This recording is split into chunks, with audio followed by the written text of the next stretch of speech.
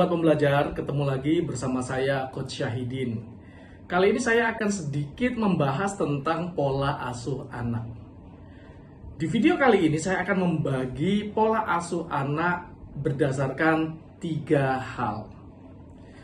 Di sini saya mengambil rujukan parenting Islami. Teman-teman semuanya, Sobat Pembelajar yang berbahagia, ada 3 kriteria atau 3 hal yang dimasukkan dalam kategori pengasuhan anak berdasarkan umurnya. Yang pertama, anak umur 0 sampai 6 tahun, maka sebagai orang tua kita boleh memperlakukan anak seperti raja. Maksudnya apa? 0 sampai 6 tahun itu adalah masa tumbuh kembang anak yang mana setiap pertumbuhan dan perkembangannya sangat signifikan, sehingga fungsi orang tua di sini adalah safety dan security. Keselamatan dan keamanan ini sangat penting. Orang tua sebaiknya tidak melarang-larang, tidak menghalang-halangi, bahkan perlakukan sebagai raja, turuti keinginan anak. Misal kalau kita lihat ya, anak kita lagi main-main, agak-agak manjat-manjat gitu ya. Mungkin kita takut tuh. Kita akan bilang, "Nak, jangan begini." Nah, ketika kita jangan begini, maka ada neuron-neuron atau syaraf-syaraf di anak yang pertumbuhannya tidak akan sesuai. Harusnya ada syaraf keberaniannya, karena dipangkas sama orang tua, maka akhirnya itu bisa terhambat. Oleh karena itu, Sobat Pembelajar sekalian, 0 sampai 6 tahun ini penuhi saja sepanjang safety and security teman-teman tetap jaga.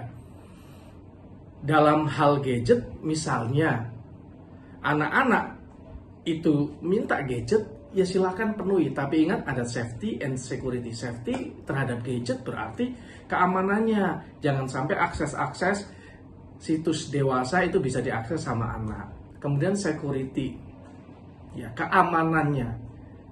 Keselamatan dan keamanan ini perlu teman-teman tetap dampingi dan batasi. Minta apa dituruti, minta apa dituruti. Ini artinya anak itu diberi kebebasan berekspresi seluas-luasnya sebagaimana raja.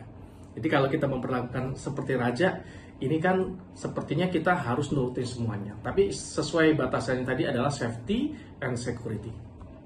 Yang kedua, kriteria kedua atau golongan yang kedua adalah umur 7 sampai 14 tahun. Ini perlakukan anak seperti tawanan. Nah loh, habis raja kita tawan. Maksudnya apa? Tawanan itu penuh banyak aturan, penuh banyak batasan, penuh banyak rintangan atau boundary ya, halangan yang menghalangi dia untuk melakukan sesuatu. Maksudnya apa? Disinilah kita sebagai orang tua itu mulai membatasi anak dengan norma-norma, membekali anak dengan value, dengan belief yang baik. Mana yang boleh dilakukan, mana yang tidak boleh dilakukan. Kenapa kok dari umur 7 tahun? Karena memang syaraf anak ini mulai nyambung tuh. Makanya di berbagai negara maju, sekolah itu dimulai dari umur 7 tahun. Nah, di sini 7 sampai 14 tahun, silakan teman-teman dampingi seketat mungkin, perlakukan seolah-olah seperti tawanan, tapi bukan berarti nggak boleh ini, nggak boleh itu, terlalu banyak, bukan. Tapi nilai-nilai, batasan-batasan itu tegas. Kalau yang awal kan saya bilang tadi, silakan diperbolehkan. Ya, 0 sampai 6 tahun sepanjang safety and security tetap dijaga. Tapi ingat, kalau udah 7 tahun kita harus tahu, nak, begini ini nggak baik, nak, begini ini nggak boleh. Itu teman-teman harus ketat, ya. Kemudian umur 15 sampai 21 tahun perlakukan anak sebagai teman. Kalau teman-teman tahu ya, kalau kita memperlakukan sebagai teman, maka anak akan lebih banyak diskusi, akan lebih banyak terbuka, sehingga anak merasa tidak selalu diawasi dan diintimidasi oleh orang tua. Apalagi tadi kan sampai 14 masih seperti tawanan, tapi begitu udah 15 sampai 21 perlakukan seperti teman. Ya, selayaknya kita punya teman, pastikan yang dilakukan adalah membangun kenyamanan dan membangun komunikasi.